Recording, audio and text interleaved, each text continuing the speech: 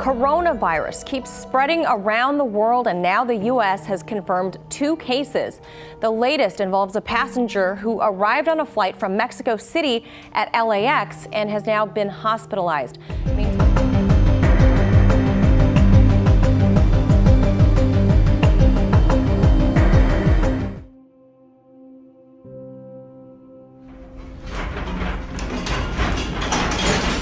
This was the precise moment the earthquake struck the province of Elazığ. For some residents, all they could do was pray. This drone footage shows the extent of the devastation. Building after building, street after street, flattened by the sheer force of the quake. Survivors rushed into the streets for safety and began frantically searching through the rubble for their neighbours and friends. Local search and rescue teams set to work immediately, and more than 400 more are on their way. Hours after the earthquake struck, there was hope. This woman was pulled from the rubble alive, and this used to be a 6-story building in the eastern Turkish city of Elazığ. Now it's just debris. It's where Hussein Yildirim used to have a shop. How can I feel? I came here and everything has gone. There is nothing. Nothing can be saved from this building. You see how it is now. It wasn't just in Elazığ. 100 kilometers away in the city of Malatya, buildings were also reduced to rubble as rescue teams searched for survivors. Sports halls, schools and mosques were opened for people to stay the night, and food was provided. Locals were warned not to enter damaged buildings and also had to deal with temperatures well below zero. Since the beginning, we have been in touch with citizens. This sad incident shows we should be ready and on standby. So as of right now, 17 people have died and 570 have been infected with the virus. And as you mentioned today, that 3 cities in central China, they are issuing a travel ban and a lockdown to curb the spread of this deadly disease. Now, because new cases have been popping up outside of China's borders, like including 2 cases now in Hong Kong and the one you mentioned here in the U.S., that passenger landing at LAX. Now, a vast majority of these cases, they have been in the Chinese city of Wuhan, and this morning, workers in the major port city of more than 11 million people are out spraying disinfectant all over the streets. Also, now the other major headline this Friday night, the deadly coronavirus soaring in numbers tonight, a new case here in the U.S. The CDC now confirming a second case, a woman in Chicago. In fact, 63 patients are now being tested here in the U.S. for possible symptoms across 22 states. An alarming new video tonight from China showing patients crowded into the Wuhan Red Cross hospital. The staff in hazmat suits. Tonight, China reporting dozens of deaths, more than 900 people infected worldwide. And tonight, China has ordered a new hospital be built in just 10 days. Here's ABC's Steve Osunsami. Government health officials tonight say that without a doubt, more Americans will be diagnosed with this deadly virus in the coming days. The latest confirmed case here is a woman in her 60s from Chicago. She returned from China last week and felt sick 3 days later. She has limited close contacts, all of whom are currently well and who will be monitored closely for symptoms. Another American patient in Seattle who was hospitalized in a biocontainment unit could be released in a few days. We used the highest level of protection that we have available to treat this patient, as one would Ebola. The CDC is now running tests on 63 sick patients from 22 states, including one at Texas A&M in College Station. Health officials are going to be terribly busy at these 5 U.S. airports when flights from the affected regions in China resume. Already, they've screened more than 2,000 travelers. This is a scene from the Seattle International Airport. Passengers tell us the gift shops ran out of face masks early this morning. Our focus right now is on travelers returning from Wuhan, but the situation is changing rapidly and we're continuing to assess and we'll make new guidance if needed. From the center of this outbreak, the Chinese are now rushing to build a new hospital from the ground up in just 10 days. Dozens of workers are there now with heavy equipment. There is this disturbing video posted on social media from Wuhan's Red Cross Hospital. Those are medical staff members in hazmat suits and covered bodies lying on the floor.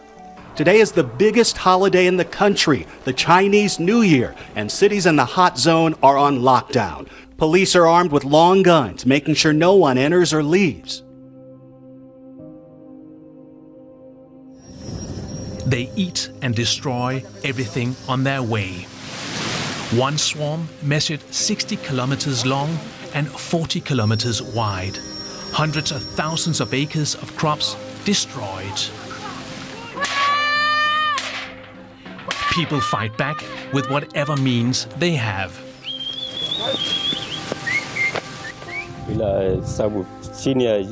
We are more than 200 herders here, and we all depend on this land for grazing. Now it will be disastrous if we all perish without getting any help. The swarms came from Yemen, then down from the Red Sea to the Horn of Africa.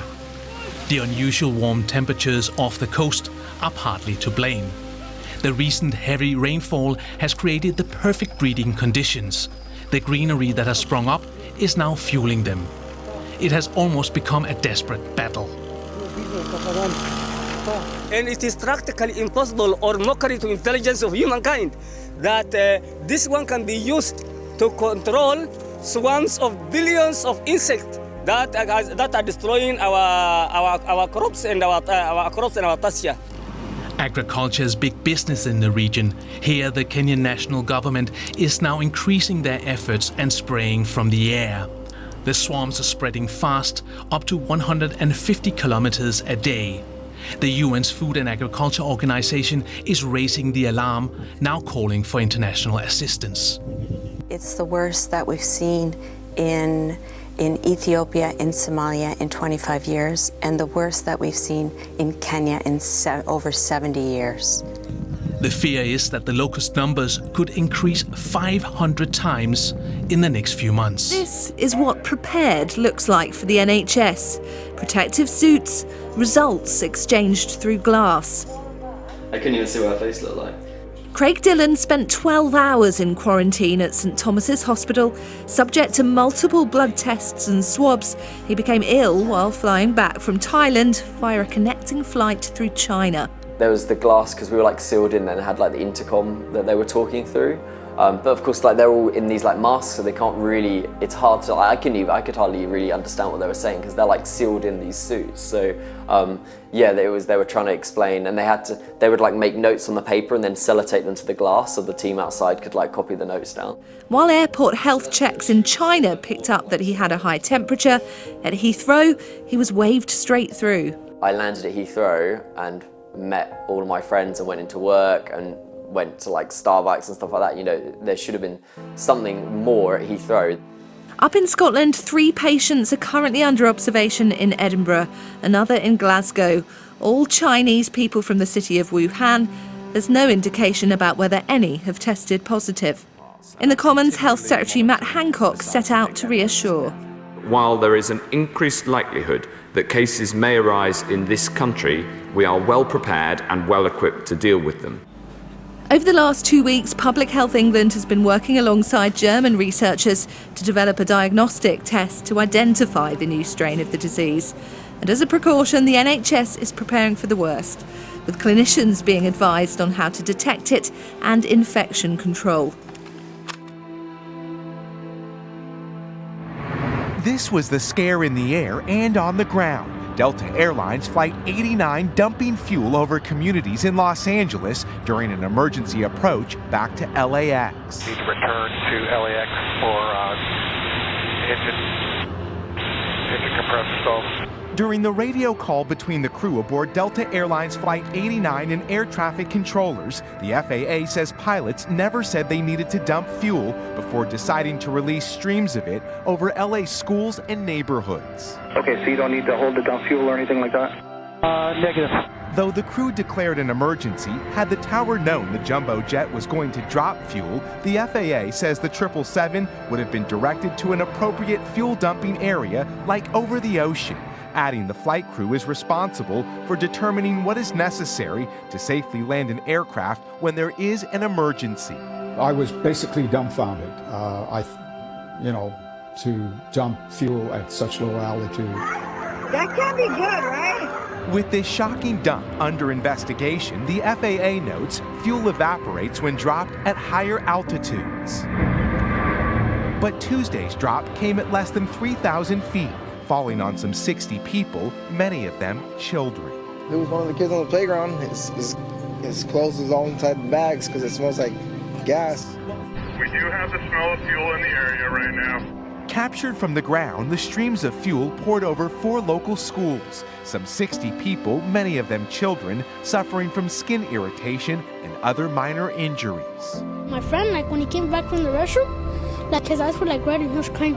My head started hurting first, but then my eye itched. Taking off from LAX at 11:19 a.m. Tuesday, the Boeing 777 was headed to Shanghai, China, with 164 people aboard. But just after climbing into the sky, a pilot radioed the tower, saying they needed to shut down an engine and declare an emergency. Tim Lefebvre was a passenger on the flight. We had taken off, and about 2 or 3 minutes into the air, I heard some really loud pops and felt them too. And it was the right engine kind of blowing out, I think. I looked out the window very quickly and I didn't see anything. The plane leveled off and then started making a turn back towards LAX, so I figured something was up.